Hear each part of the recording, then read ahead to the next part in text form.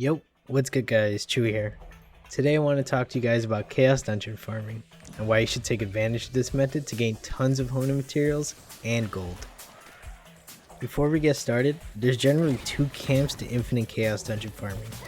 First camp being you clear it normally all the way to the end and repeat. The other being you leave after the second room if no yellow or red portal spawns. I'd recommend you full clear if you want to farm some card EXP for your card catalog, as each full run rewards you with some essence from the clear screen.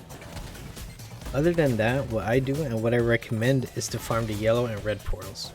That strat's just superior. Now I don't really want to overcomplicate a relatively simple system in Lost Ark, so I'll just cut to the chase. There are mainly two reasons you should be doing this, and that's for honing materials and gold. You can do this on all tiers, but on tier 1 to 2 I recommend you only farm this up to what the Chaos Dungeon vendor allows you to buy. What I mean by that is that the Chaos Dungeon vendor sells a limited quantity of items each week, so it's best to farm up to that limit. Anything more, I feel like you're better off using that time to raise some alts if you need some extra honing materials and gold. You should also finish up your islands if not already done. They're way more efficient than doing this, unless you're trying to buy out the vendor before the weekly reset, which is on Thursday by the way. One big warning, make sure you always full clear your first 2 chaos daily. Do not leave if you have aura resonance, always full clear with aura resonance because consumption is used on entering the dungeon, not clearing the dungeon.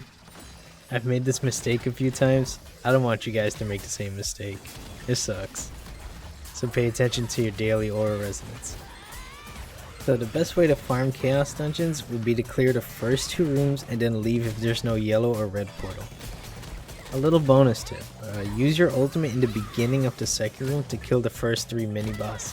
If done correctly, your ult will be back up before the red big boss spawns. If there's a special portal after killing the red boss, enter and complete that room. After you've completed the special portal, you could leave and reset the dungeon. Maximizing your probability of getting these special portals will lead to higher gold/material per hour versus the full clear method. Only clearing the first 2 rooms allows you to roll more portals in less time because the third room usually takes the longest. You also get more materials from the first 2 rooms than the third. Generally speaking, yellow spawns in about 10% of runs and red spawns in about half of that. When you are doing this method in T3, keep in mind that the Chaos vendor has a scaling shop that will increase its prices as you buy more things. But the cap on items are at 99. Reasonably speaking, I do not recommend anyone farming this to all 99 items in the vendor. There's diminishing returns and at a certain point it's just not worth your time. But I'll leave you to be the judge on how valuable your time is. What I recommend doing is to farm this while you're watching some videos on the side, some anime, whatever, Netflix, whatever you kids do these days. You should treat this strat as a sorta I want to keep playing but all my priorities are completed type of strat. You can sell a good portion of your materials on the market, and in T3 most of the materials you buy from the vendor is tradable, allowing you to sell for even more gold. You can expect to farm around a few thousands of gold in value depending on your luck. You can expect around 4k worth of items.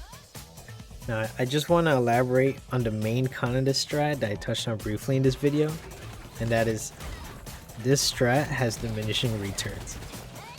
It gets to a point where you're better off creating another alts and farming your dailies on them to transfer and sell the honing materials. Even a freshly knowledge transfer Vern alt might make more than what this strat can do after all the diminishing returns. This depends on the market though, but as of right now it is worth doing this chaos farm for a little bit and then switching onto your alts to do other things. This will mainly be enjoyed by players who play 1 to 2 classes. If you play multiple alts, it's better use of your time to play your alts, unless you want to funnel materials into one character. Last thing to mention, while getting my first character to T3, I made sure I maxed out the Chaos vendor each week, at least for the free harmony shards and life shards on my main. The stack is just too efficient to pass up. It takes like 30 minutes maximum to get the full stack. I would do it, always. That's it. I hope you guys enjoyed this chaos farming guide. Thanks for watching. I hope I helped you guys out today. If you enjoyed the video and you want to see more educational discussion content centered around ARPGs, drop me a like and a sub. It'll help me a ton with this YouTube algorithm stuff. If you have any suggestions or thoughts, leave them in the comments below and I will do my best to get back to you. Take care for now. Bye bye.